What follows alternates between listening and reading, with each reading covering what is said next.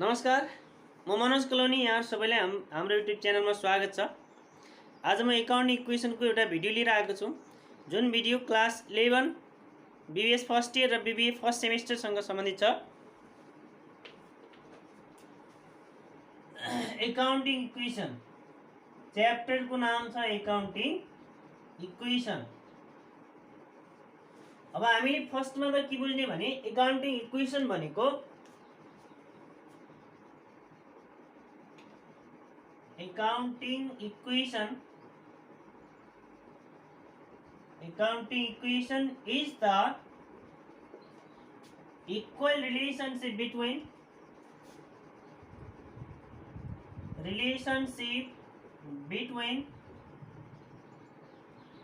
assets and capital plus liability।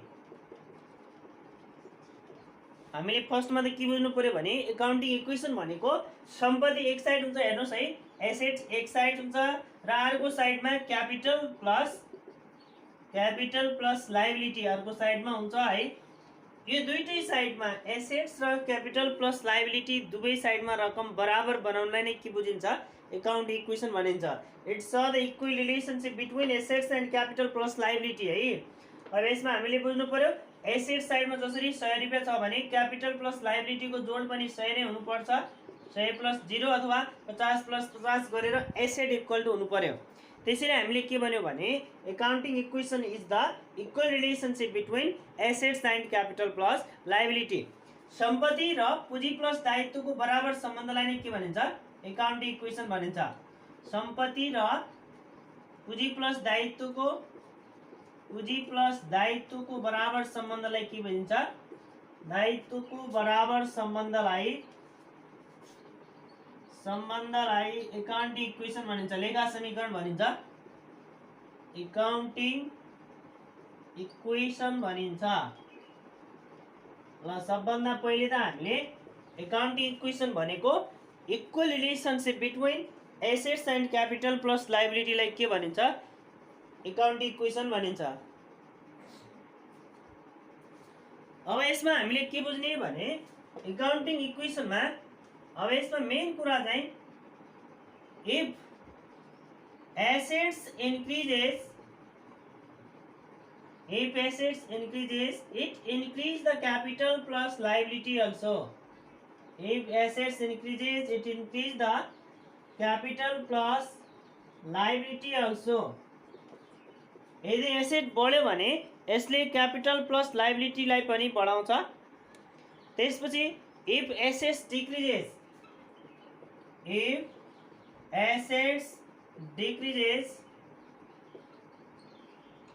it decrease the capital plus liability also।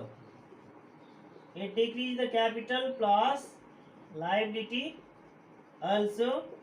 and if assets is equal to zero then capital plus liability also zero, then capital plus liability also zero। हामीले अब यति कुरा चाहिँ बुझ्नु पर्यो हैन।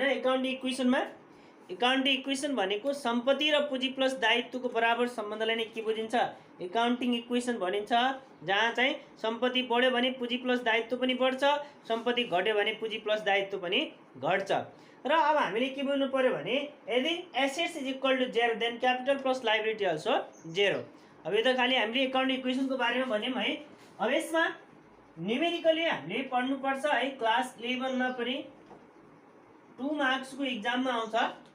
अब जसमा एकाउन्टिङ इक्वेसन बनाउनुको लागि हामीलाई फर्मेटको आवश्यकता पर्छ है, एकाउन्टिङ इक्वेसन। अब यसमा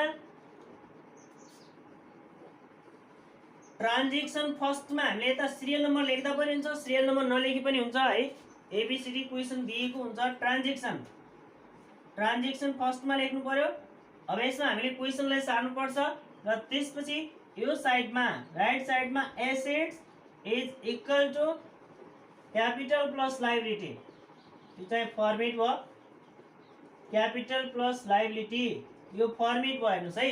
अब यसमा हामीले अगाडि हामीले कुनै यसको बारेमा केही थाहा छैन भने सबभन्दा पहिले यहाँ हामीले ट्रान्जेक्सनमा क्वेसनलाई सार्नुपर्छ। जस्तै 1 नम्बरमा स्टार्टेड बिजनेस दिया हुन्छ हैन, क्वेसनलाई सार्ने ट्रान्जेक्सनमा। त्यसपछि हामीले एसेट साइड र क्यापिटल प्लस लायबिलिटी हामीले फर्स्टमै डेफिनेसनमा भनेका छौं कि एसेट्सलाई कहिले पनि के हुनु पर्यो, यो क्यापिटल प्लस लायबिलिटीको जोडलाई बराबर देखाउनु पर्यो। जस्तै यहाँ हामीले 1000 लेखेका छौं भने यो साइडमा पनि क्यापिटल प्लस लायबिलिटीको जोड पनि कति नै हुनु पर्यो, 1000 नै हुनु पर्यो। यहाँनिर 1000 प्लस 0 गर्दा पनि हुन्छ, 0 प्लस 1000 गर्दा पनि 1000 नै आउने हो, 500 प्लस 500 गर्दा पनि भयो, अथवा 900 प्लस 100 गर्दा पनि 1000 चाहिँ आउनु पर्यो, जसरी भए पनि क्यापिटल प्लस लायबिलिटीको जोड। यो त भयो तपाईको फर्मेट है। अब फर इक्जाम्पल यहाँनिर सोल्भ गर्नुभन्दा पहिले नोट लेखाल्नु पर्छ। यसमा नोट चाहिँ के बुझ्ने भने प्लस माइनस हामीले एसेट्स र माइनस प्लस को इफेक्ट देखाउनु पर्छ है। अन्ली रिसिभ छ भने के गर्नु पर्यो, इफेक्ट अन्ली रिसिभ भए प्लस इक्वल टु प्लस, यो चाहिँ जसरी एसेट छ asset equal to capital plus liability छ है। अब यसमा हामीले अन्ली रिसिभ मात्र, जसरी rent receive, commission receive, bonus receive मात्रै छ भने के गर्ने, दुवै साइडमा यो एसेट छ यतातिर क्यापिटल प्लस लायबिलिटी छ भने दुवै साइडमा प्लस प्लस गर्नु पर्यो। त्यसैगरी अन्ली पेड छ भने, अन्ली पेड भनेको भए अन्ली पेड छ भने effect will be minus equal to minus. त्यसपछि at same time double effect, effect double छ, डबल इफेक्ट भए एकै समयमा दुई चीज भयो, एक चीज पायो अर्को चीज दियो, डबल इफेक्ट भयो भने डबल इफेक्ट भए प्लस माइनस इक्वल टु 0 लेख्नु पर्छ। यो भयो तपाईको नोट भयो हेर्नुस् है। अब हामीले एउटा फर्मेट, एउटा क्वेशन बताउँछौं। यो चाहिँ फर्मेट भित्र हामीले क्वेशनलाई लेख्नु पर्छ है, यो भित्र सोलुसन गर्नु पर्छ। र अरु यसमा अन्ली रिसिभ मात्रै छ, केही पनि रिसिभ मात्रै गरेको छौं भने हामीले यो कलम भित्र प्लस प्लस गर्दै जाने, पेड मात्रै गरेका छौं भने माइनस माइनस गर्ने, र एक चीज पाएको छ र एक चीज दिएको छ भने रकमलाई प्लस माइनस गरिदिने, र त्यसको इफेक्ट 0 हुन्छ। त्यसैले हामीले यो च्याप्टर भित्र के बुझ्नु पर्यो भने एकाउन्टिङ इक्वेसनले दुवै साइडमा बराबर रकम बताउँछ र बढी भयो कि घटेको छ कि बढेको छ त्यो कुरालाई इफेक्ट देखाउँछ। अब यसमा फर इक्जाम्पल हेर्नुस् है। जस्तै फर इक्जाम्पल एउटा क्वेशन बताउँछौं। जस्तै 1 नम्बरमा started business with cash, started business with cash RS 1 lakh, started business with cash RS 1 lakh. त्यसैगरी सेकेन्डमा सैलरी पेड आरएस 5000। त्यसपछि कमिसन रिसिभ आरएस 10000। र त्यसपछि लास्टमा चाहिँ goods purchase for cash RS 7000। यो भयो तपाईको एउटा इक्जाम्पल।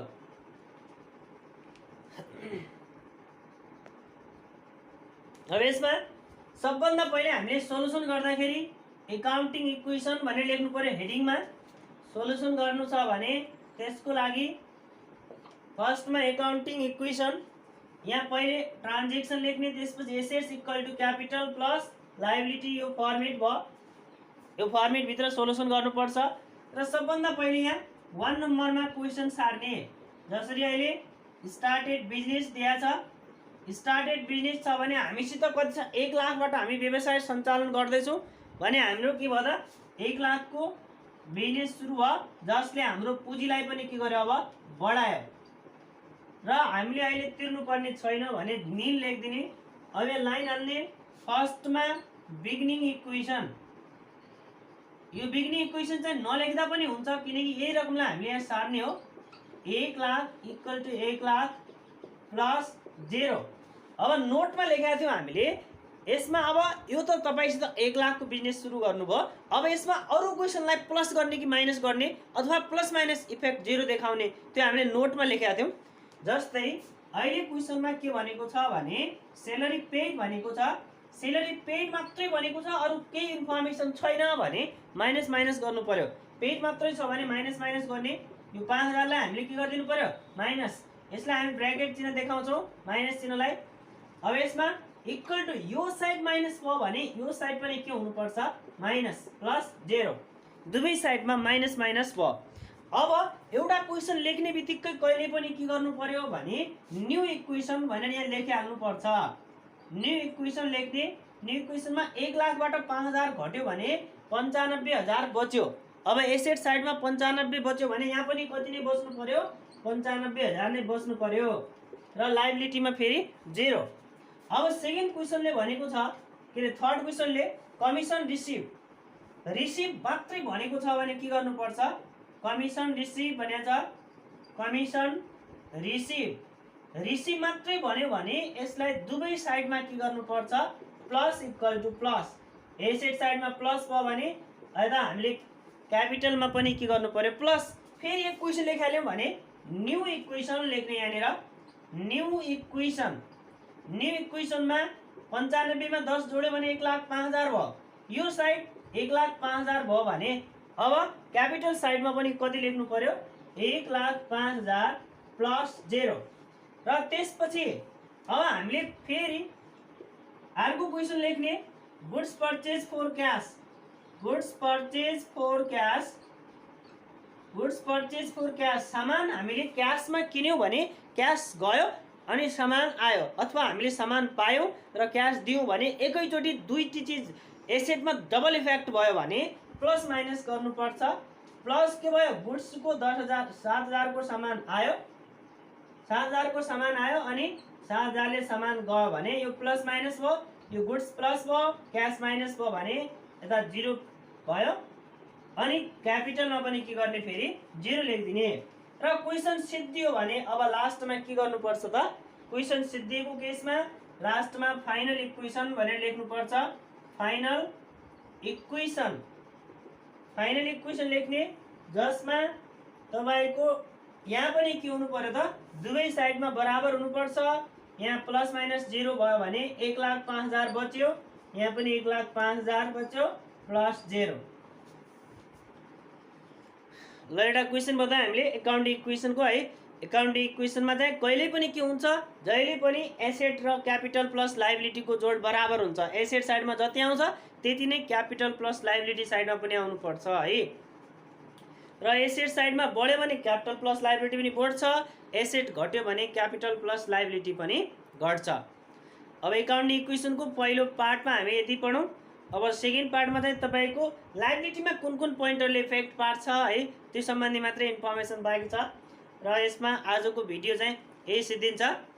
अनि भिडियो राम्रो लागेमा लाइक कमेन्ट र सब्स्क्राइब गरिदिनु होला। धन्यवाद।